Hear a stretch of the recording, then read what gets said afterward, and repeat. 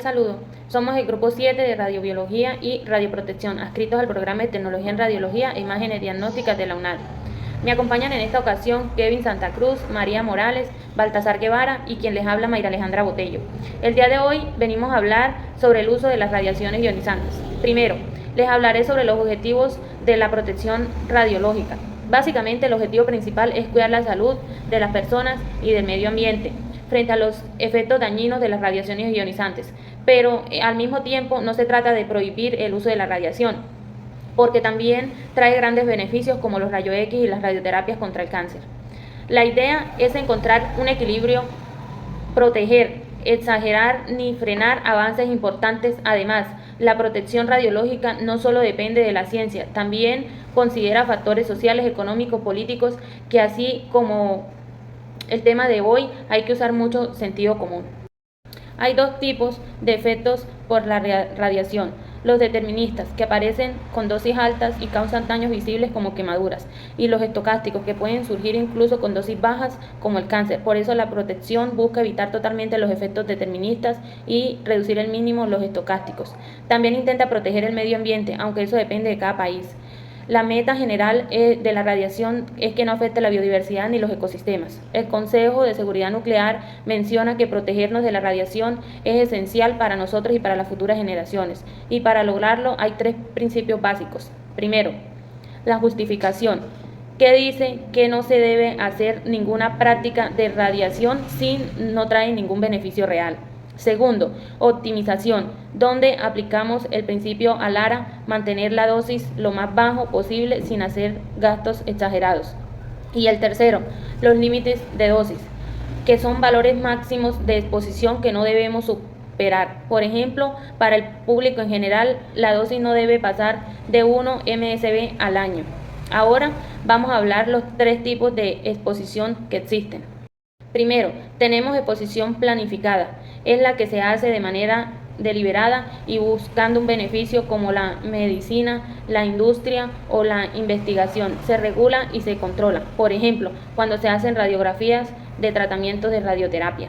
Luego está la exposición de emergencia, que ocurre cuando hay un accidente o un incidente que no estaba previsto. Ahí se necesitan medidas urgentes. Un ejemplo sería una fuga de material radioactivo por un daño de los equipos o un error de manipulación. Y la exposición existente es la que ya está ahí cuando la detectamos. Puede ser natural, como el radón que se sale del suelo, o consecuencia de los accidentes pasados, como en un laboratorio donde hubo un incidente. También es importante conocer las categorías de exposición. La ocupacional afecta a los trabajadores que manejan fuentes radioactivas, como médicos, técnicos o ingenieros. La médica es la que reciben los pacientes o a veces el personal de salud durante procedimientos o diagnósticos o tratamientos. Y el del público es la exposición de cualquier persona que no esté dentro de las otras categorías. Puede ser por prácticas médicas, por actividades laborales o incluso por fuentes naturales de radiación que estén en niveles significativos. Gracias. Cordial saludo, mi nombre es María Morales y en el día de hoy vengo a explicarles los puntos 5 y 7 del anexo 4. Primero empecemos por el punto 5, sobre la diferencia entre zona controlada y zona supervisada. Cuando hablamos de zona controlada y supervisada, nos referimos a cómo se organizan los espacios donde puede haber exposición a la radiación, sobre todo en nuestros lugares de trabajo. Según la resolución 181434 de 2002, esta clasificación ayuda a aplicar las medidas de seguridad correctas en cada área. Una zona controlada es un lugar donde el riesgo de radiación es más alto. Aquí es obligatorio seguir protocolos especiales para proteger a los trabajadores. Por ejemplo, hay que usar ropa especial, tener señalizaciones de advertencia, controlar el tiempo que pasamos en cada área y además solo puede entrar el personal autorizado. También se hace un seguimiento constante de las condiciones del lugar. Según la ICRP 2011, en una zona controlada no solo se cuida lo que pasa día a día, sino también hay que estar preparado para cualquier incidente, sea pequeño o grande, que pueda ocurrir. Por eso, la gente que trabaja en estas zonas debe estar bien entrenada, contar con monitoreo de radiación y tener acceso a duchas y espacios para guardar la ropa contaminada. Ahora, pasando a hablar de la zona supervisada, el riesgo es mucho menor. En este tipo de zonas normalmente no necesitan tantas medidas estrictas ni protección especial, pero de igual se hace una vigilancia constante para asegurarse de que todo esté bajo control. Según el artículo 86 de la resolución 181434, en las zonas supervisadas no se requiere el mismo nivel de precaución que en las controladas, pero eso no significa que uno se olvide de ellas, simplemente se hace un control menos estricto. La OIEA 2016 dice que igual hay que delimitar cada área, poner señalización y hacer revisiones periódicas para ver si algo ha cambiado. En Colombia usamos etiquetas especiales para identificar estas zonas, como vemos en la pantalla. Son rectangulares y tienen un símbolo de radiación y una banda de color a la izquierda. Si la banda es blanca, indica que la zona es supervisada, y si la banda es amarilla, que es una zona controlada. Además, al costado de la banda deben tener información sobre los riesgos, el nombre del responsable y cómo localizarlo fuera del horario laboral. Ahora, pasando al punto 7, vamos a hacer una conversión de dosis usando un ejemplo práctico. El ejercicio dice: con un intensímetro se mide una tasa de dosis absorbida de 0.3 a partir de una fuente gamma a 1 metro. Exprese la lectura en milisievert para dosis equivalente y dosis efectiva, suponiendo que queremos medir en piel. Primero recordemos que la dosis absorbida es lo que es en material, en este caso la piel. Absorbe por horas. Entonces tenemos dosis absorbidas igual a 0.3 miligray por hora. Para calcular la dosis equivalente usamos la fórmula H igual a D multiplicado por el factor de ponderación de la radiación WR. Para rayos gamma, WR es igual a 1. Así que reemplazamos los valores en la fórmula y nos da que H igual a 0.0 miligray por hora multiplicado por 1, y eso es igual a 0.3 milisievert por hora. Aquí simplemente cambiamos el miligray a milisievert, porque para radiación gamma son equivalentes. Después, para encontrar la dosis efectiva, usamos la fórmula E igual a H multiplicado por el factor de ponderación del tejido WT, donde para la piel WT es igual a 0.1. Entonces, reemplazado estos valores, tenemos que E igual a 0.3 milisievert por hora multiplicado por 0.01, lo que da 0.0033 milisievert por hora. Y si queremos expresarlo en microsievert, sería 3.3 microsievert por hora. Por lo tanto, la dosis equivalente es de 0.3 milisievert por hora y la dosis efectiva para piel es de 0.0033 milisievert por hora o 3.3 microsievert por hora. Esto ha sido todo por mi parte. Muchas gracias.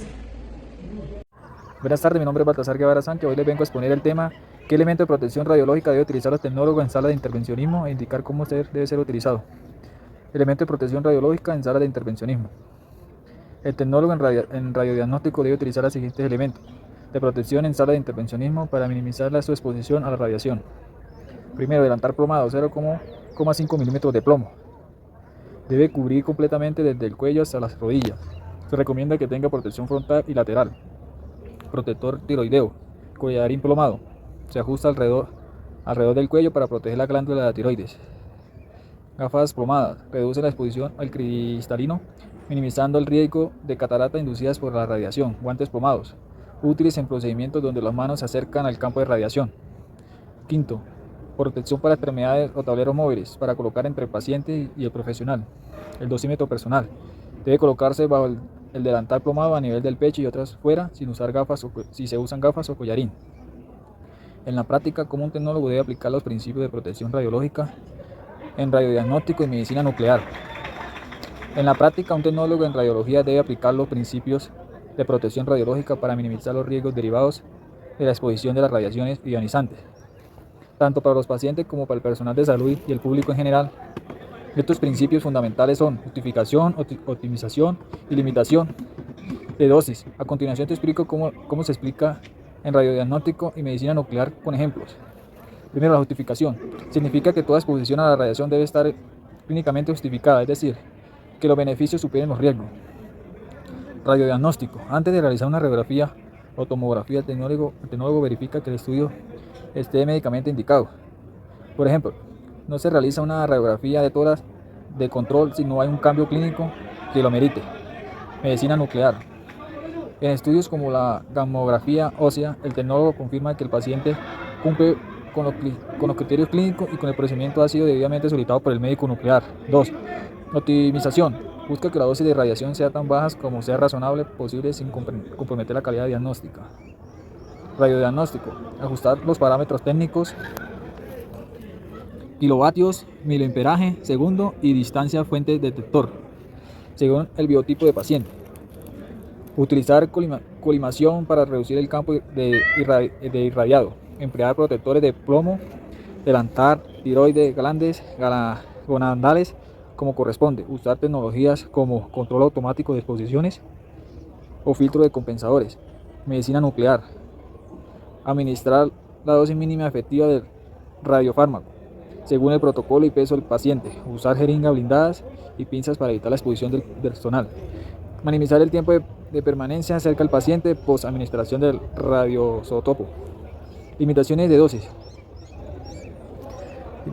Garantizar que nadie reciba dosis superiores a los límites establecidos por las normativas nacionales e internacionales por el personal ocupacional. Uso obligatorio del dosímetro personal. Rotación del personal para evitar exposiciones prolongadas y control de áreas restringidas con señalización adecuada y monitoreo de radiación. Pacientes y público. Control de acceso a la sala de imagen o área del cliente en medicina nuclear. Acompañantes solo si es necesario, con protección adecuada. Evitar estudios repentinos innecesarios. Un ejemplo. En una sala de radiografía un niño necesita una radiografía de abdomen.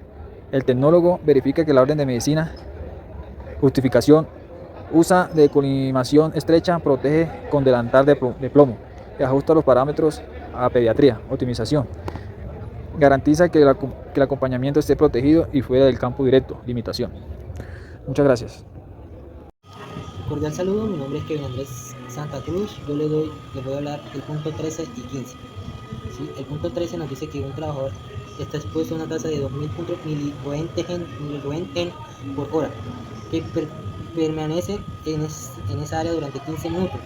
Lo primero que tenemos que hacer es pasar esos minutos a horas, porque la tasa está en horas. Entonces 15 minutos es lo mismo que 0,25 horas. Ahora usamos la fórmula de exposición total. Es igual a tasa de exposición por tiempo multiplicamos 2300 miliroentgen por hora por 0,25 horas, y eso nos da 535 miliroentgen. Así que en este caso el trabajador recibirá una exposición total de 575 miliroentgen durante esos 15 minutos. Ahora veamos un caso diferente. Se le pide a su papá que acompañe a su hijo durante una fluoroscopia. Aquí la tasa de exposición es de 500 miliroentgen por hora, pero la exposición diaria que puede recibir una persona no debe pasar de 50 miliroentgen. Entonces, para saber cuánto tiempo puede quedarse el papá, despejemos el tiempo en la fórmula. Dividimos la exposición permisible entre la tasa de exposición de 500 miliroentgen dividido si pasamos entre 500 mil por hora. Eso nos da 0,1 hora. Si pasamos estos minutos y lo multiplicamos por 60, nos da 6 minutos. Por lo tanto, el papá puede quedarse máximo 6 minutos cerca del paciente para no parecer de los límites permitidos. ¿Sí? Ahora, con el punto 15 sobre la protección radiopediátrica, la primera afirmación dice que existe un umbral preciso para los efectos estocásticos, pero esto es falso. Los efectos estocásticos como el cáncer o las mutaciones no tienen un punto exacto donde uno diga aquí para allá empieza el riesgo. En realidad cualquier dosis, aunque sea muy bajita, tiene un riesgo teórico, y lo importante es que ese riesgo aumenta a medida que la dosis sube, pero nunca desaparece del todo. Luego tenemos la segunda afirmación que dice: en los efectos deterministas, la severidad del daño aumenta en la dosis. Esta sí es verdadera. Los efectos deterministas, como quemaduras en la piel o cataratas en los ojos, sí tienen un umbral de dosis. Por ejemplo, si superamos los 100 mg, ya podemos empezar a ver daños en el sistema nervioso central, y entre más alta sea la dosis, más grave será el daño. Es como una quemadura de sol. Un poco de sol puede apenas enrojecer la piel, pero muchos daños de sol puede causar ampollas. La tercera afirmación nos dice que el riesgo de la radiación en los niños es en 2 a 3 veces menor que en la de adultos de más de 45 años, entre adultos de más de 45 años, y esto es totalmente falso. Es todo lo contrario. Los niños son mucho más sensibles a la radiación. Esto es porque sus células se están dividiendo más rápido y tienen mucho más años por delante que el que puede desarrollar efectos como el cáncer. De hecho, el riesgo en los niños puede ser 2 a 3 veces mayor que en los adultos. Y finalmente tenemos la cuarta afirmación que dice que las lesiones en la piel, las opacidades en el cristalino, sus efectos deterministas de radiación Y esto es verdadero. El artículo explica que cuando reciben dosis alta en un área pequeña del cuerpo, como las fluoroscopias largas o radioterapia, pueden aparecer quemaduras en la piel o cataratas en los ojos. Por ejemplo, una dosis de 1 Gray en el cristalino puede empezar a causar opacidades y si llega a 5 Gray, el daño puede ser irritable. Esto es todo. Muchísimas gracias.